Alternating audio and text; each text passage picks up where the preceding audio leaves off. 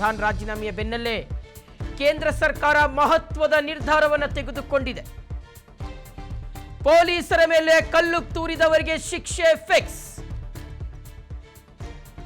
ಪೊಲೀಸರ ಮೇಲೆ ಕಲ್ಲು ತೂರಿದವರಿಗೆ ಶಿಕ್ಷೆ ಫಿಕ್ಸ್. ಯಾವುದೇ ಕಾರಣಕ್ಕೂ ಎಫ್ಐಆರ್ ರದ್ದು ಮಾಡಲ್ಲ. ಕೇಂದ್ರ ಸರ್ಕಾರ ತೆಗೆದುಕೊಂಡಿರ್ತಕ್ಕಂಥ ನಿರ್ಧಾರ ಇದು. ದಂಗೆ ಎಬ್ಬಿಸಿದವರ ಮೇಲೆ ಕ್ರಮ ಆಗೋದು ಫಿಕ್ಸ್ ಅಂತ ಹೇಳಿದೆ ಕೇಂದ್ರ ಸರ್ಕಾರ. ನಿಮಗೇನು ರಾಜೀನಾಮೆ ಪಡ್ಕೊಳ್ಬೇಕಾಗಿತ್ತಲ್ವಾ? ಧರ್ಮೇಂದ್ರ ಪ್ರಧಾನ್ ಅವರು ರಾಜೀನಾಮೆ ಕೊಡಬೇಕಾಗಿತ್ತಲ್ವಾ? ಕೊಟ್ಟಿದ್ದಾರೆ ರಾಜೀನಾಮೆ.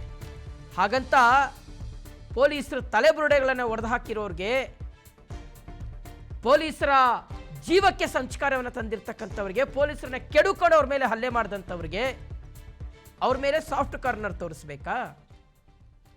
ಶಾಂತಿಯುತ ಪ್ರತಿಭಟನೆ ಅಂತ ಹೇಳ್ಕೊಂಡು ತಿರುಗಾಡ್ದಂಥ ನೀವು ಪೊಲೀಸರ ಮೇಲೆ ಮನಸ್ಸೋ ಇಚ್ಛೆ ಹಲ್ಲೆ ಮಾಡಿದ್ರಲ್ವಾ? ಆಸ್ತಿ ಪಾಸ್ತಿಗಳನ್ನು ಹಾನಿ ಮಾಡಿದ್ರಲ್ವಾ? ನಿಮ್ಮನ್ನ ಸುಮ್ಮನೆ ಬಿಟ್ಬಿಡ್ಬೇಕಾ? ಇದು ಬಿಜೆಪಿಗರ ಪ್ರಶ್ನೆ, ಇದು ಕೇಂದ್ರ ಸರ್ಕಾರದ ಪ್ರಶ್ನೆ.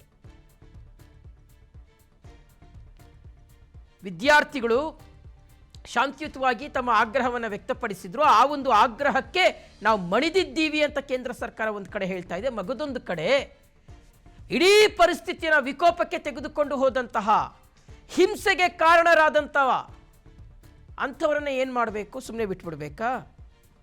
ಈಗ ಪೊಲೀಸರು ಜಲಫಿರಂಗಿಯನ್ನು ಪ್ರಯೋಗ ಮಾಡಿದ್ದಾರೆ. ಎಷ್ಟೋ ಜನ ವಿದ್ಯಾರ್ಥಿಗಳು ಗಾಯಗೊಂಡಿದ್ದಾರೆ. ಜಲಫಿರಂಗಿಯಿಂದ ಅದಕ್ಕೆ ಎದೆಯೊಡ್ಡಿ ನಿಂತಿರ್ತಕ್ಕಂಥದ್ದನ್ನು ನಾವು ನೋಡ್ತಾ ಇದ್ದೀವಿ. ಒಂದು ಕಡೆ ಜಲಫಿರಂಗಿ ಸಿಡಿಸ್ತಾ ಇದ್ದಾರೆ, ಆ ಕಡೆಯಿಂದ ಈ ಕಡೆಯಿಂದ ಎದೆಯೊಡ್ಡಿ ನಿಂತಿದ್ದಾರೆ ಅವರು ವಿದ್ಯಾರ್ಥಿಗಳು. ಎಷ್ಟೋ ಜನ ಅಮಾಯಕ ವಿದ್ಯಾರ್ಥಿಗಳಿಗೆ ಪೊಲೀಸರು ಲಾಠಿ ಬೀಸಿದ್ದಾರೆ, ಆ ಲಾಠಿ ಏಟನ್ನು ತಿಂದಿದ್ದಾರೆ. ಎಷ್ಟೋ ಜನ ವಿದ್ಯಾರ್ಥಿಗಳು ಸಿಕ್ಕಾಪಟ್ಟೆ ಅಲ್ಲಿ ಸಂಕಷ್ಟನ ಅನುಭವಿಸಿದ್ದಾರೆ. ಅದೆಲ್ಲವನ್ನ ತಡ್ಕೊಂಡಿದ್ದಾರೆ ವಿದ್ಯಾರ್ಥಿಗಳು.